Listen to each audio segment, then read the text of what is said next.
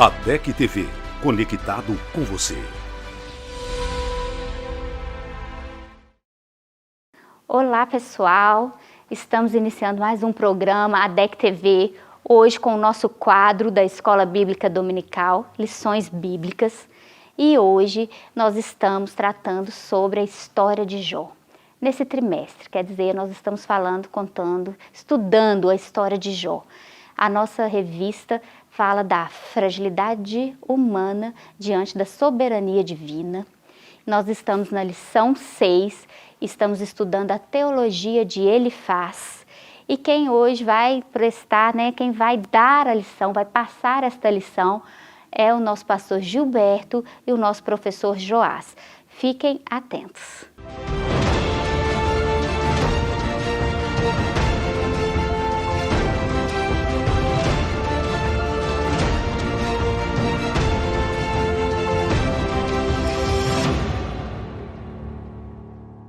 Olá meus irmãos, a paz do Senhor.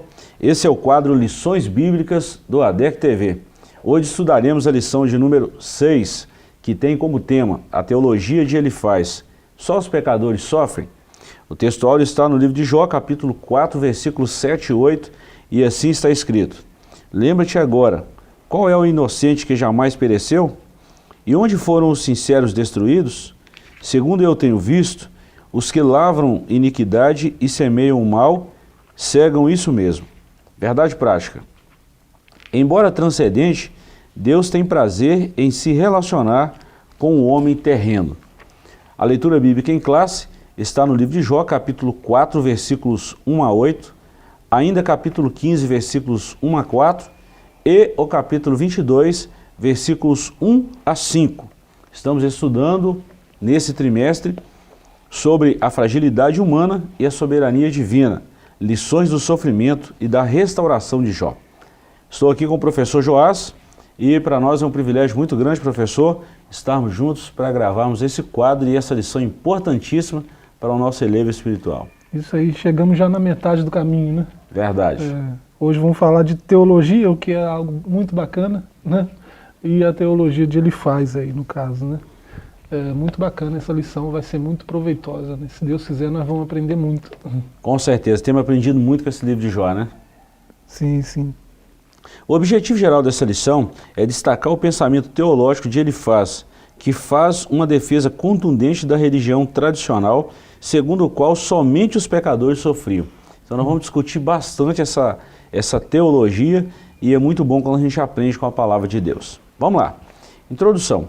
Nessa lição, estudaremos o discurso de Elifaz. Ele é o primeiro amigo de Jó a expor sua concepção teológica acerca da situação degradante em que se encontra o homem de Uz. Nesse sentido, veremos que, para Elifaz, a justiça retributiva é certa, ou seja, só os pecadores sofrem e os justos não passam por reveses. Para ele, Jó contrariou esse ensinamento, atacou a forma religiosa de pensar e, portanto, feriu a ortodoxia que deveria guardar.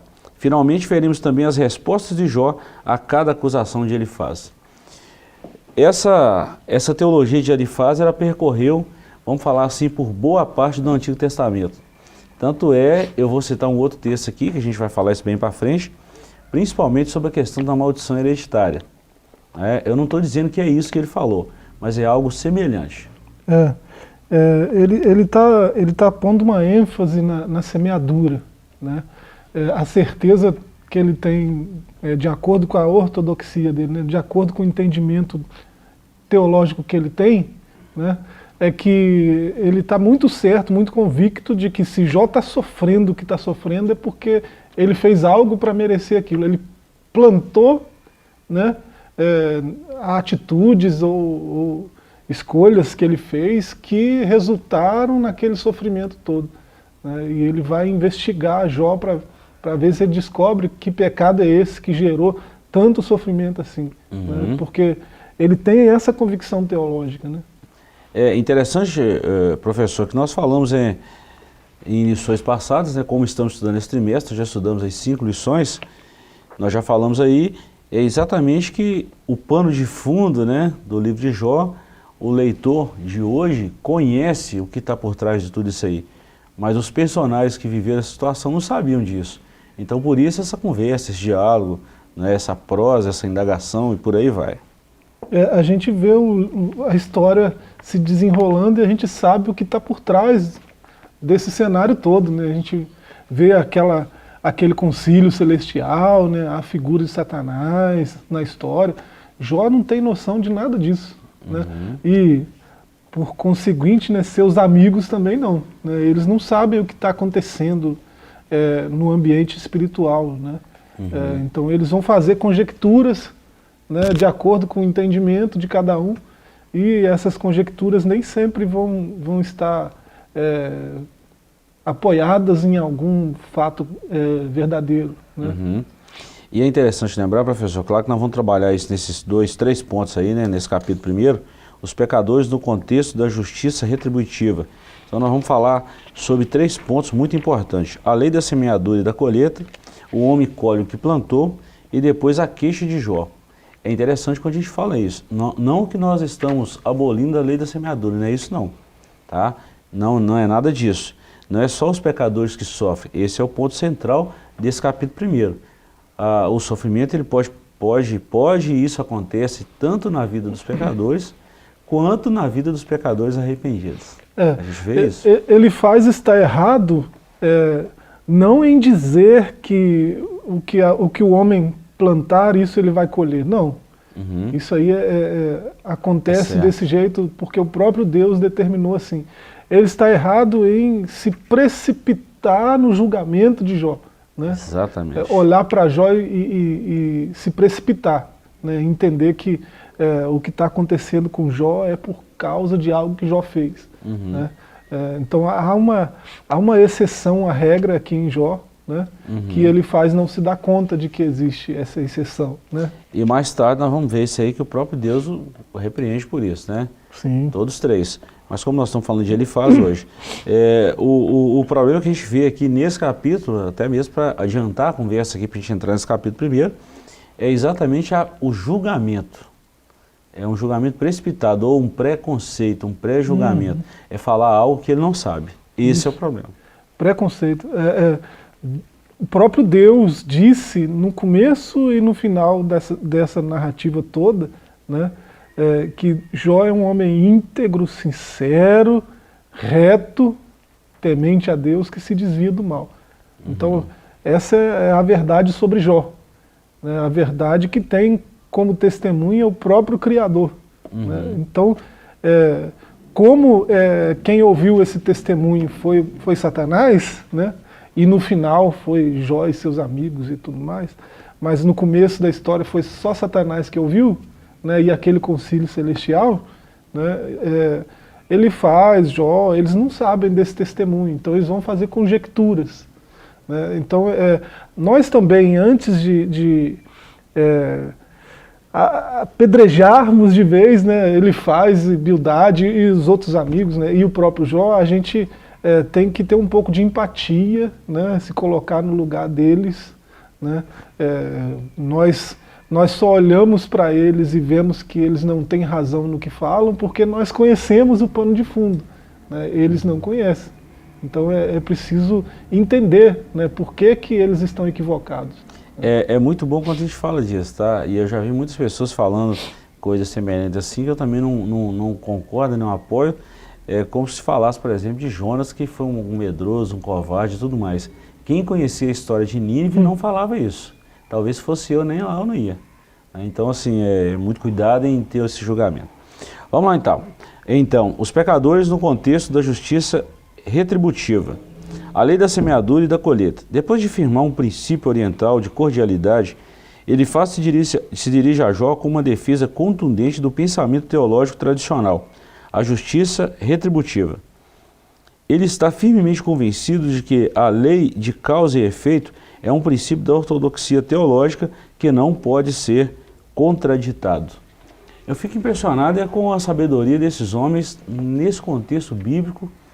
Nós estamos falando aqui de um tempo bem remoto, já falamos aqui sobre a citação, sobre os escritos de Jó, que teologicamente é um dos livros mais antigos no contexto bíblico.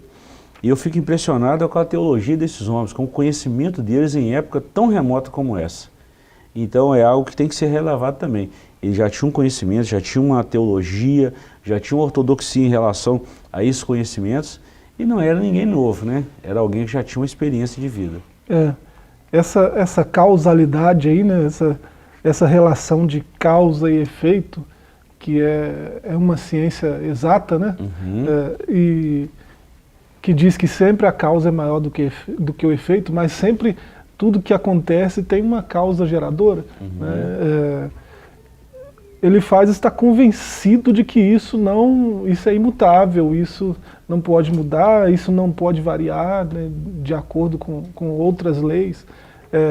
E ele olha para Jó sofrendo do jeito que Jó está sofrendo, e ele não admite que esse sofrimento possa ser por outra coisa que não alguma causa em Jó mesmo. Né? Isso tudo é efeito de algo que próprio Jó causou, né, pecando, né, agindo de forma pecaminosa. O que ele faz não se dá conta, né, e a gente vai ver isso daqui a pouco, é que essa lei da semeadura é uma realidade, mas ela não exclui o sofrimento de ninguém, porque todos pecaram. Né? Verdade. Todos estão destituídos da glória de Deus. Né? E o salário do pecado é a morte. Né? Morte é o pior sofrimento da humanidade. A pior coisa que pode acontecer à humanidade é a morte. Né? Então, todo sofrimento humano é justo. Ele parece não se dar conta disso. Né? Jó não plantou nada para colher aquilo, mas de fato Jó é um pecador, como todos os outros. Por lei, né? E o que Jó tem plantado esse tempo todo até aqui, ele vai colher. Lá na frente a gente vai ver isso. Verdade. Né? O período que Jó viveu foi de muita abundância até aqui. Né? Aí ele passa por um curto período de sofrimento e depois passa um período 3 vezes maior com o dobro de abundância daquele primeiro. Então, se você olhar, se você pôr na balança, a vida de Jó é um sucesso tremendo. Né? Esse ponto da história, que é o sofrimento, ele tem uma outra causa que não é o plantio de Jó. Né? Isso aí que a gente precisa entender. E é muito bom, só que é o que nós estamos falando. Nós, leitores hoje, leitores da atualidade, nós conhecemos esse pano de fundo, esse plano de Deus através de Jó. Só que na época nenhum deles conhecia, nem Elifaz, nem Jó, nem nenhum dos seus outros amigos. Professor, vamos dar uma corrida lá. Ponto 2, o homem colhe o que plantou, e o ponto 3, a queixa de Jó. Bom, esse ponto 2 aqui nós já falamos dessa lei da semeadura. Só uma frase que eu achei muito interessante. Essa primeira parte do seu discurso compreende os capítulos 4 e 5, em que defende que o homem colhe o que plantou. Segundo eu tenho visto, os que lavram iniquidade e semeiam o mal, cegam isso mesmo. É o que ele faz disso, capítulo 4, versículo 8.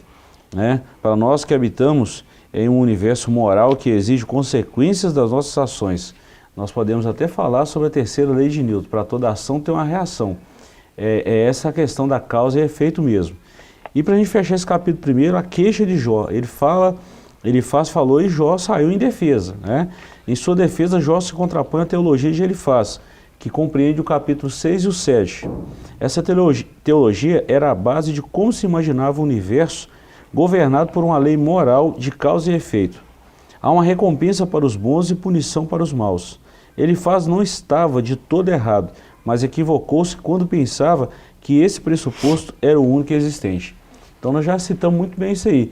Não que ele estava 100% errado na sua colocação, mas ele não conhecia a vida de Jó. Isso era um ponto na vida de Jó que foi permitido pelo próprio Deus. Então ele não tinha o direito de fazer esse pré-julgamento. Ele foi muito precipitado no julgamento, né? E gerou prejuízo até para Jó depois. Você vê, diante disso tudo, você só vê Jó sendo benigno, Jó abençoando, louvando a Deus, no meio desse sofrimento todo. Você não vê Jó se queixando e reclamando. Né? E no capítulo 3, né, que antecede isso aí, Jó vai chegar a amaldiçoar o dia do nascimento, o que é algo que a gente entendeu na lição passada, né? Que é algo comum a esse tipo de situação, né? O seu emocional está abalado, mas esse posicionamento que ele faz, né? Essa teologia dele, da semeadura, que está corretíssima, mas fora de contexto, né? Isso levou Jó até se queixar de Deus, né? Foi isso que gerou aquela queixa lá no capítulo 6. Né? Foi esse posicionamento de ele faz aí, né? E esse questionamento, né? Essa tese que ele levanta de que vasculha aí, quem sabe você não fez alguma coisa que gerou isso tudo, né? E Jó vai vasculhar e não vai encontrar algo que justifique esse sofrimento todo, né? E isso vai trazer um prejuízo, né? Pois é, professor, contextualizando isso aí, ou trazendo isso para os nossos dias, eu fico imaginando quanto que um preconceito, um pré-julgamento joga as pessoas em situação complicada, sem essas pessoas saber. Então nunca devemos fazer esse tipo de julgamento, esse preconceito, esse pré-julgamento. Se a gente não sabe de alguma coisa, a melhor opção é ficar calado. Sempre quando a gente for falar, né, alguma coisa com qualquer pessoa, né, se for com um amigo, mais ainda, né, a gente tem que medir muito bem, pesar muito bem o que vai falar, né, escolher as palavras certas, que sejam palavras que vão encorajar, né, que vão suscitar mudança positiva ou coisa do tipo. Né? Não foi o caso de Elifaz aqui. Não que Elifaz estivesse mal intencionado. Se você ver lá no começo, né, alguns capítulos antes aí, você vai ver que todos esses amigos de Jó, eles assentaram no coração deles mesmos ir até Jó para incentivar Jó, para apoiar Jó e para encorajar, né? Jó. Então eles estão ali para encorajar. Né? Eles são amigos mesmo. Né? A intenção era boa, né? E o que acontece foi a precipitação, atrapalhou tudo. A gente tem que ter muito cuidado com o que a gente fala, né? Esse é o ponto. Verdade. Vamos dar mais uma adiantada aqui e nós vamos trabalhar o capítulo 2 agora. O capítulo 2 tem como subtítulo Os pecadores no contexto da tradição religiosa. E esse capítulo é muito bom. Nós vamos trabalhar em 3 tópicos também. Primeiro, ortodoxia engessada. Segundo, uma ameaça à tradição religiosa. E terceiro, um defensor celeste. Ponto 1, ortodoxia engessada. Em seu segundo discurso, capítulo 15, versículos 1 a 35, ele argumenta que as palavras de Jó são uma ameaça ao dogma religioso aceito. Que dogma era esse? E tu tens feito vão o temor e diminuís os rogos diante de Deus. Assim, se Jó estivesse certo, a religião tradicional, que sempre ensinou a prosperidade dos bons e o sofrimento dos maus, estaria errada. Olha que coisa. Nesse aspecto, Jó era uma ameaça para aquela forma de pensar. Por isso ele ataca Jó de uma forma contundente, dizendo que suas palavras não revelam sabedoria, mas são palavras ao vento. Rapaz, que situação. O Senhor conhece o caminho dos justos, mas o caminho dos maus perecerá. Será destruído. Né? Então, essa é a base da teologia de Elifaz. Né? Essa é a ortodoxia, né, de Elifaz. E de toda aquela religião, né, da época. Isso traz uma confusão, né, para aqueles religiosos, né, isso que Jó está passando. E a própria defesa que Jó faz, não fiz nada que justifique isso tudo aqui não. Né? Jó é um exemplo, ele era conselheiro, isso está claro no livro, pessoas vinham de longe buscar conselho, né? Conselho sobre tudo, sobre finanças, sobre religião, sobre tudo, né? Sobre família. Jó era um exemplo, né, a ser seguido, um referencial de justiça, de retidão. Então as pessoas vinham até ele buscar mentoria. Né? Então, quando acontece o que aconteceu com Jó, né, que é uma referência, muitos olhares em direção a ele, levanta muito questionamento. Né? Se Jó, esse referencial todo, né, um homem que sempre sacrificou, sempre cultuou ao Senhor do jeito que tem que ser, né, um homem que sempre viveu de forma honesta e agora está passando por isso aí, não compensa. Não compensa viver assim, né? Dedicar uma vida inteira a Deus, né? E depois terminar desse jeito, né? Porque assim como Jó, eles acreditam que é o fim de Jó, né? Quem olha para Jó vê que talvez faltam poucas horas para ele morrer, né? Então eles precisam entender o que está acontecendo com Jó para o bem deles mesmos. É um desespero, assim, um desespero religioso, né? E até uma justificativa. Eles olham para Jó e precisam de uma resposta. Por que esse sofrimento todo? Quem melhor do que Jó para explicar? Então eles questionam, eles apertam, né, espremem Jó para ver se sai alguma coisa, e não acontece. Verdade. Professor, a lição é boa, tem muita coisa para ser tratada, mas nós vamos dar uma pequena pausa, um pequeno intervalo e voltamos já já. Não sai daí que nós estamos aí no meio do comentário dessa lição e é uma lição que você já percebeu que é muito boa, nós estamos falando da teologia no livro de Jó. Voltamos já já.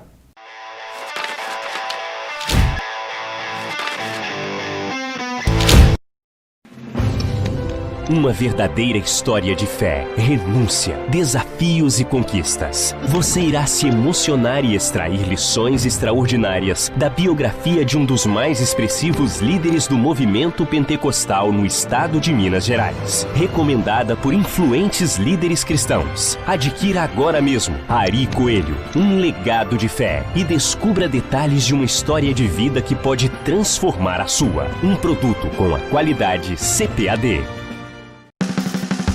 O Novo Alvorecer está de cara nova. Com novos quadros para toda a família.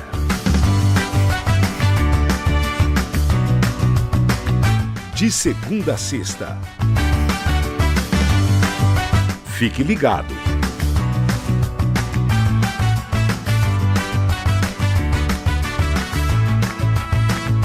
O Novo Alvorecer agora é a DEC TV.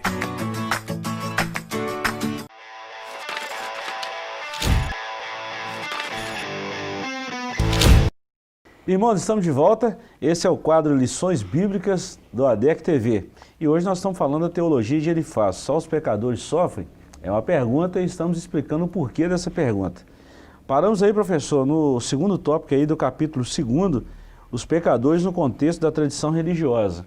Falamos aí da ortodoxia engessada, né? Que eles tinham uma forma de pensar e não saía da caixa, né? Só pensava ali naquela forma, é isso aqui, não muda nada.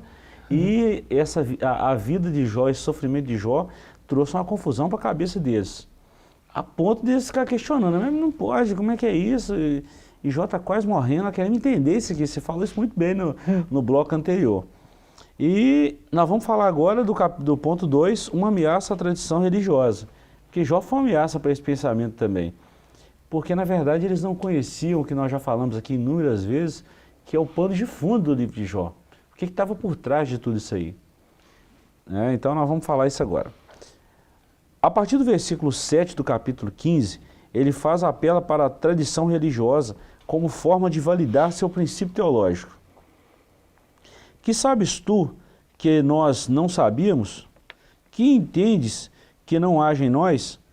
Também há entre nós encanecidos e idosos, muito mais idosos do que teu pai. Segundo Elifaz, ainda que fosse um homem sábio, Jó não era mais sábio e nem mais antigo do que o dogma que ele estava negando.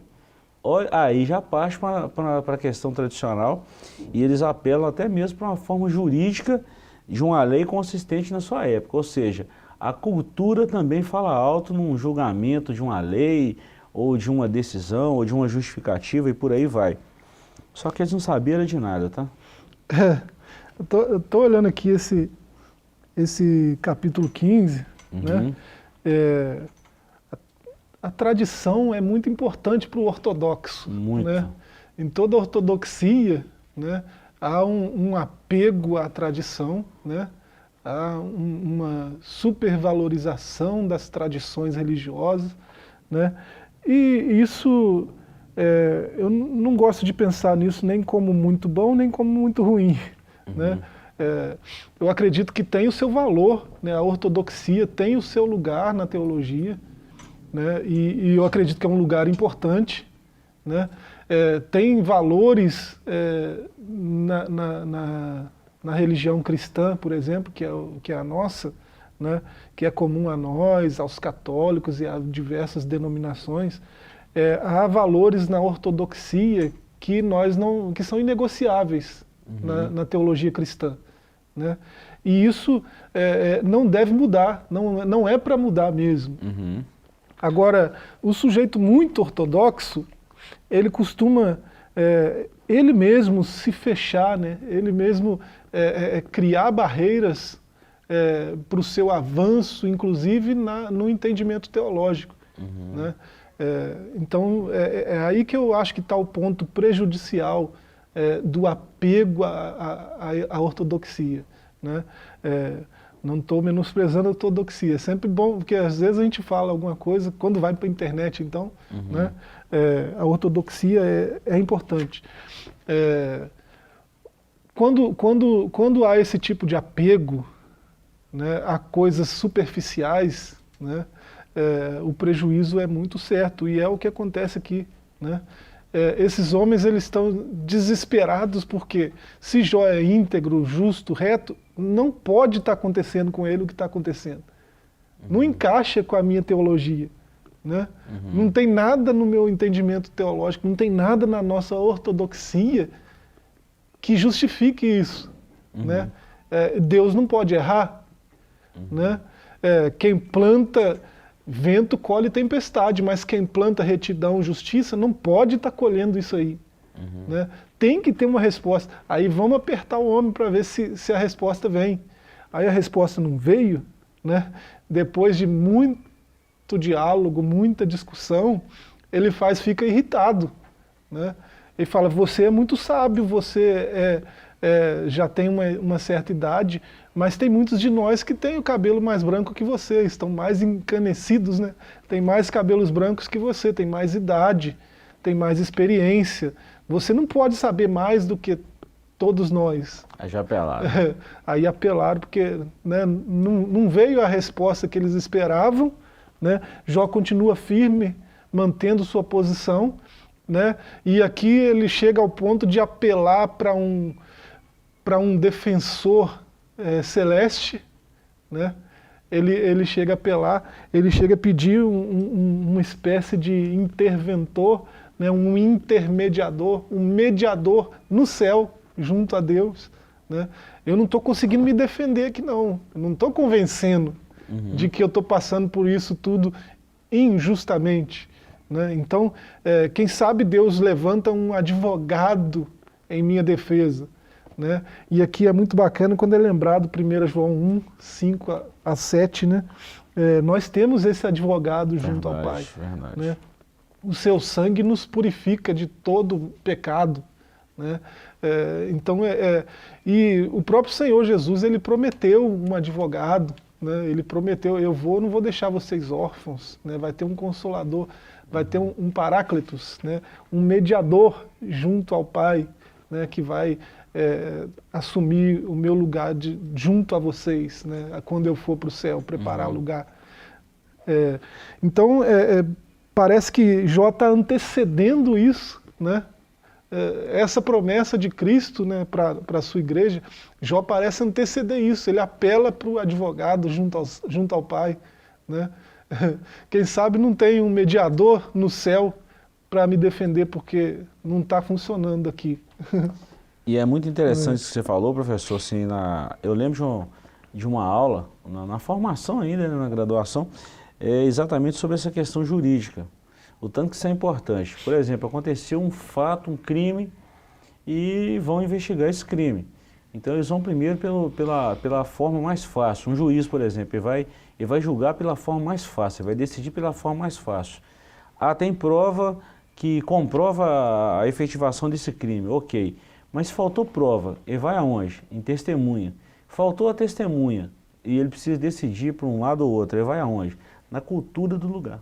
Então a cultura, ela também tem peso jurídico, ela tem peso de decisão. Isso é antigo, antigo. E aqui a gente vê exatamente ele faz apelando para essa situação. Ó Jó, tem gente mais antiga que você aí e tal. Só que eles não vão achar essa resposta. Aqui não.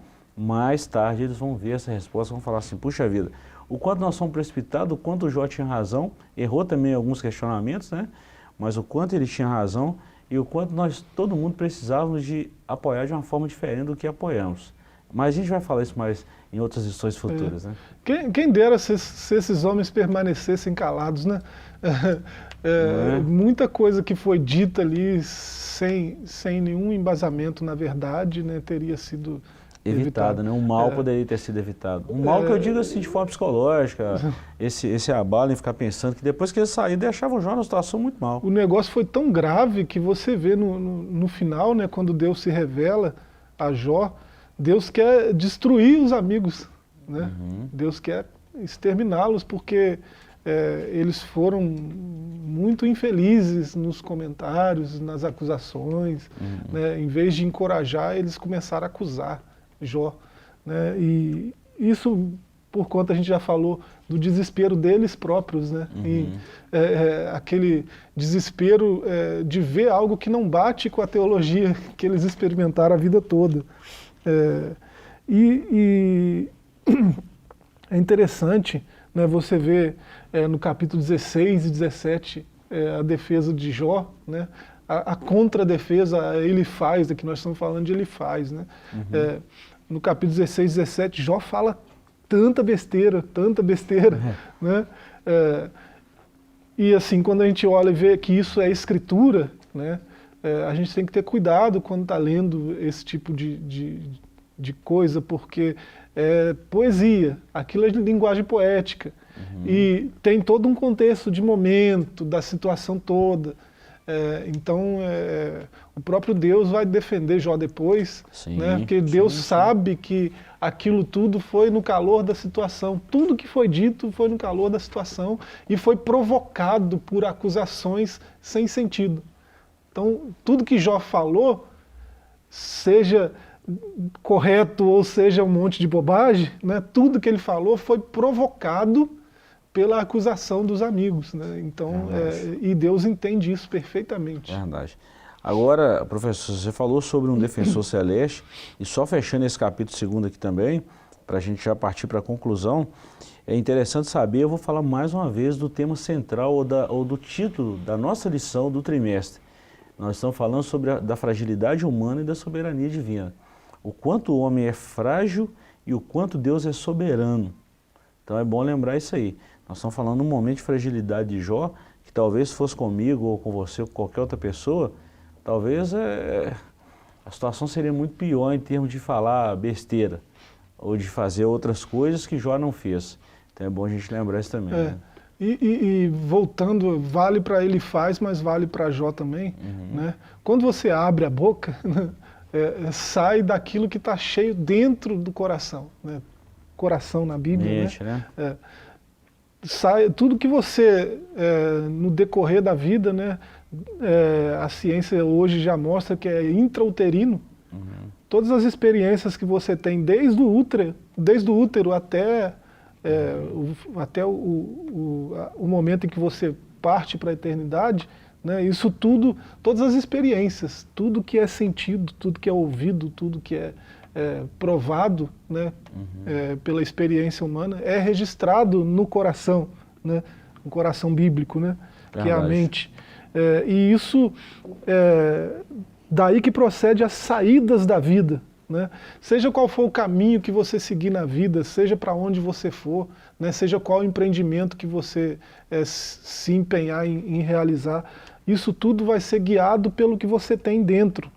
Né, pelo que você colocou lá dentro no decorrer da sua experiência de vida. Então, a gente percebe isso na vida desses homens. Né? Eu disse aqui que Jó falou um monte de besteira, mas não passou disso. Ele falou um monte de bobagem no calor do momento, provocado por acusações sem sentido e sem base na verdade. Esse é um ponto. Ele blasfemou contra Deus? Nunca. Nunca blasfemou. Não. Aí que está a diferença. Jó andou com Deus desde sempre. Ele não consegue blasfemar de Deus. Ele não consegue acusar Deus de nada. Ele não consegue se levantar contra Deus, né? Ele, ao contrário disso, ele vai pedir a ajuda de Deus, né? Me defende aí que eu não estou conseguindo. E foi atendido, né? No tempo de Deus ele foi atendido. Então é bom a gente lembrar disso aí também. Né? Que ele buscou isso no capítulo 16, entre o capítulo 16 e 17, nos questionamentos do Samir, e ele foi atendido isso aí. Ele apelou por vamos falar assim, por uma superioridade celeste, e ele foi atendido no tempo de Deus, não no tempo dele, mas no tempo de Deus ele foi atendido. Eu só me delonguei nessa explicação aqui, porque eu acredito que muitas pessoas, quando se precipitam no falar, estão sujeitas a incorrer nesse erro de blasfemar de Deus. Verdade. Né? Isso é algo muito grave, né?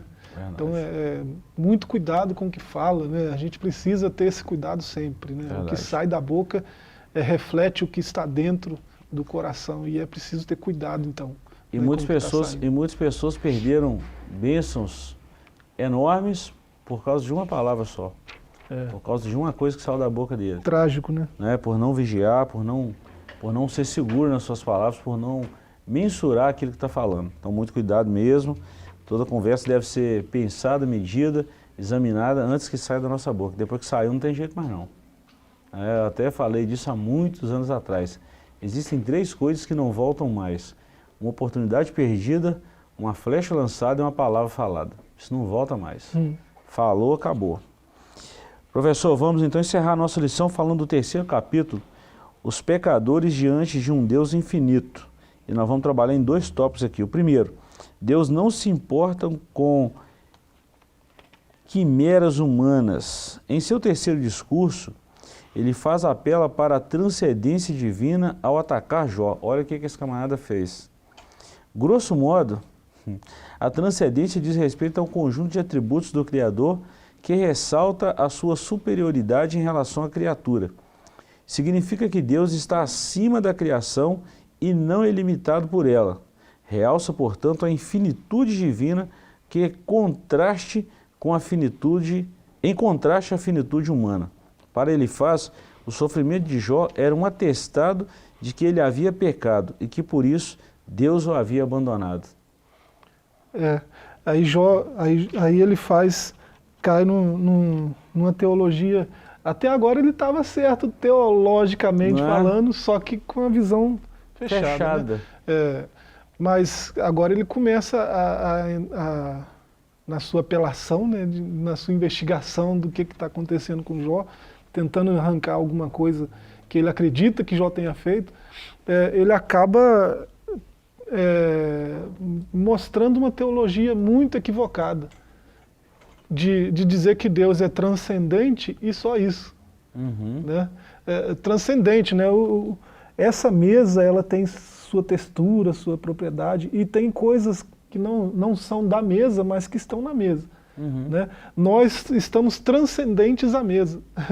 Né? Quando eu vou até lá e toco e pego algo que está na mesa que eu preciso, aí eu estou fazendo outra coisa diferente de transcendência, que é imanência. Eu estou participando da natureza da mesa e tal. E Deus é as duas coisas. Deus é transcendente, né? O tempo não serve para ele, é coisa nossa, né? Ele criou o tempo, né? A eternidade que é coisa nossa, mas só depois. É incrível isso, né? Nós perdemos a eternidade quando pecamos, né? E quando a gente vai a Cristo, a gente recupera ela, né? Porque mesmo morto vivemos. Então, isso é coisa nossa, mas Deus até da eternidade ele está fora, ele criou a eternidade, olha só. Uma coisa que a mente humana nunca vai entender, a eternidade. Né? Agostinho chegou bem perto, né? Mas Deus, até disso ele está fora. Ele criou o tempo, ele criou a eternidade, então ele é transcendente a isso tudo. Ele criou o homem, né? E tudo mais. Né? Mas ele também é imanente. Né? Vários salmos mostram isso, várias passagens bíblicas mostram isso, que é o homem para que te lembres dele. Né? O salmista mostra Deus se inclinando. Né? Como que o Senhor pode fazer isso? Se inclinar para uma criatura como eu, né? E participar da minha história, participar da minha vida, né? Interferir na minha história. né? Todas as coisas cooperam juntas para o bem daqueles que amam esse Deus. Isso é prova da imanência dele. Né? Ele pega a maldição que nós plantamos, né, e que nós nos metemos nela, né, com o pecado, e ele transforma essa maldição em bênção, só porque nós o amamos. Né, e só porque ele nos ama primeiro, né, antes de tudo. Verdade. Então ele é transcendente sim, mas ele é imanente. Imanente também. Isso nós estudamos muito na teologia sistemática, né? Estudamos muito, por isso que eu gostei muito dessa lição e nós falamos dessa teologia. Agora, professor, encerrando aqui, nós falamos, o ponto 2, Deus caminha com os homens. Já falamos isso aqui também. Exatamente por causa dessa transcendência e imanência de Deus. E Jó sabia disso, e ele argumenta, ele fala num tom argumentativo e apelativo para essa teologia também. E é aí que deixa mais confusão na cabeça do seu amigo. Jó prova para ele que ele andou com Deus a vida toda, e ainda nesse sofrimento Deus está com ele. Pronto. Né? Ele mostra ele tinha isso. certeza disso, né? Então ele mostra, por que Deus andou comigo, eu andei com Deus quando estava tudo certo, e agora ele me abandonaria? Não, esse sofrimento aqui, Deus está comigo aqui. E ele tinha razão, e tinha certeza disso, e no tempo certo Deus se manifestou positivamente a esse pensamento e essa vida de Jó. Olha bem, estudamos o pensamento teológico de Elifaz, um dos amigos de Jó. Para ele, só os maus sofriam os infortúnios da vida. Ele estava convencido de que ao se negar, reconhecer de que estava em pecado, Jó depunha contra a religião tradicional que sempre associou as desgraças e ao cometimento de algum pecado. Para ele, Jó estava abandonado por Deus e isso era uma prova infutável de que havia pecado. E nós vimos nessa lição que não foi exatamente isso aqui. Nós conhecemos o pano de fundo e sabemos de tudo isso aí. Chegamos ao final, queremos te agradecer pela companhia e voltaremos breve com mais um quadro Lições Bíblicas do ADEC TV. Deus te abençoe e até a próxima.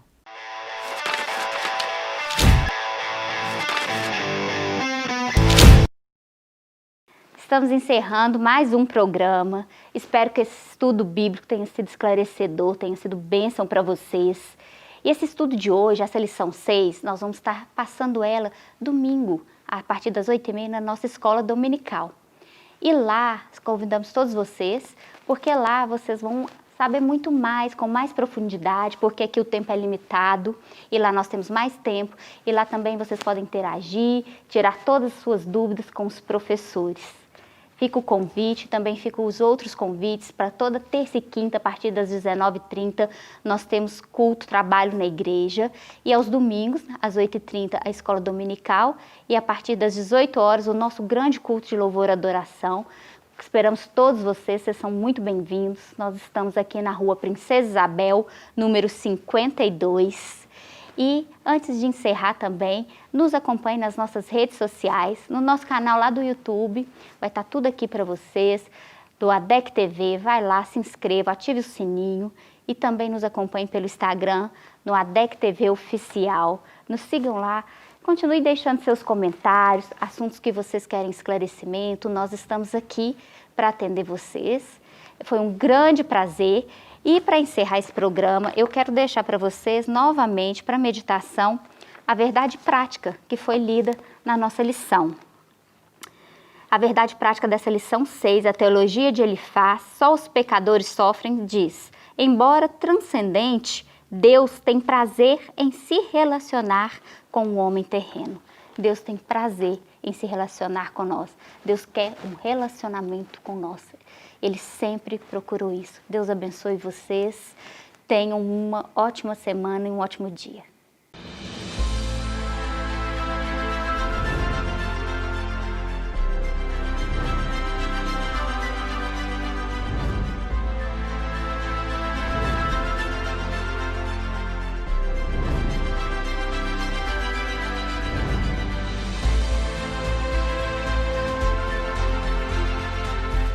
ADEC TV, conectado com você.